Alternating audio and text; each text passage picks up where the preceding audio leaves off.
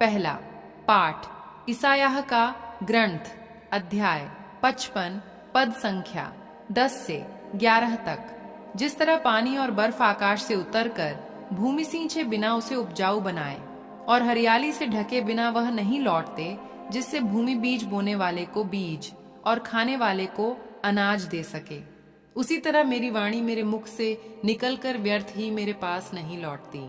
मैं जो चाहता था वह उसे कर देती है और मेरा उद्देश्य पूरा करने के बाद ही वह मेरे पास लौट आती है। यह प्रभु की वाणी है।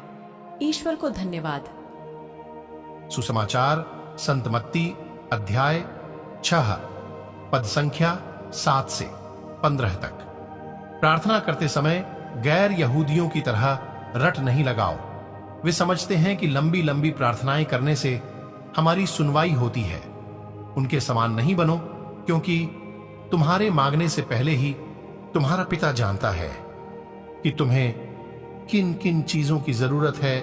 तो इस प्रकार प्रार्थना किया करो, स्वर्ग में विराजमान हमारे पिता, तेरा नाम पवित्र माना जाए, तेरा राज्य आए, तेरी इच्छा जैसे स्वर्ग में है वैसे पृथ्वी पर भी पूरी हो।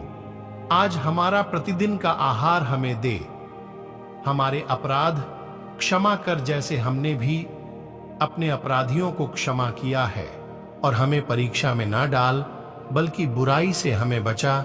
यदि तुम दूसरों के अपराध क्षमा करोगे तो तुम्हारा स्वर्गिक पिता भी तुम्हें क्षमा करेगा, परंतु यदि तुम दूसरों को क्षमा नहीं करोगे तो तुम्हारा पिता भी तुम्हारे अपराध क्षमा नहीं करेगा।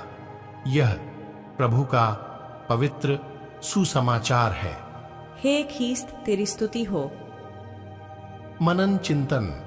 जैसे ही हम इस पवित्र उपवास के मौसम में यात्रा करते हैं, जहां हमारे प्रभु यीशु मसीह हमें हमारी प्रार्थनाओं की सच्चाई के बारे में सिखाते हैं, वह प्रार्थना में खाली शब्दों और दोहराव के खिलाफ चेतावनी देते हैं।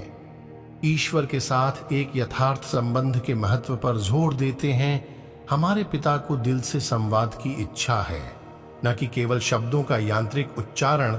इस उपवास में आइए हम सच्चाई के साथ प्रार्थना करने का प्रयास करें, अपने सच्चे विचारों और भावनाओं को ईश्वर के सामने रखते हुए। यीशु ने हमें वह प्रार्थना भी परिचय कराई जिसे हम सभी बहुत अच्छी तरह जानते हैं। हमारे पिता इन गहरे शब्दों में हमें हमारी प्रार्थनाओं के लिए एक मार्गदर्शक मिलता है। हम ईश्वर को अपने पिता के रूप में स्वीकार करते हैं, उसके राज्य के आने की अपनी इच्छा व्यक्त करते हैं और अपने जीवन में उसकी इच्छा की तलाश करते हैं। क्षमा प्रभु की प्रार्थना में एक केंद्रीय विषय है। हम ईश्वर से प्रार्थना करते हैं कि वह हमें क्षमा करे जैसे हम दूसरों को क्षमा करते हैं।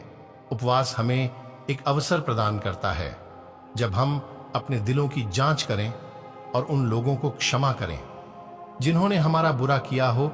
ऐसा करके हम अपने स्वर्गीय पिता की कृपा का अनुकरण करते हैं। इस उपवास के मौसम में आइए हम सच्ची और दिल से प्रार्थना के माध्यम से ईश्वर के साथ एक गहरे संबंध में प्रवेश करें।